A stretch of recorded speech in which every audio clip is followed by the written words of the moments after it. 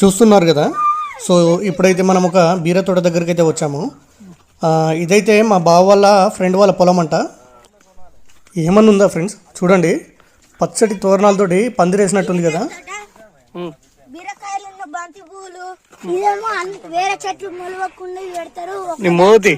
ఒకదానికి వాటర్ రావాలని ఇట్లా పెడతారు. నచ్చినాయిరా మంచిగా పట్టుకున్నాను. నచ్చినాయి.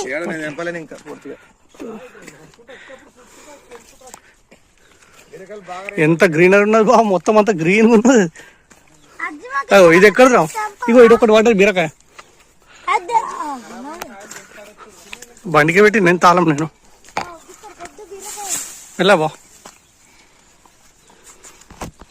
జంగల్ జంగల్ ఎక్కున్నా అంత. మొత్తానికి 2 కవర్ల నిండా అయితే కాకరున్న బీరకాయలు అయితే మొత్తం నింపేశాము. అది చూస్తున్నారు కదా, ఇదొక కవరు కాకర బీరకాయలు మొత్తం నింపేశారు దీనిలో.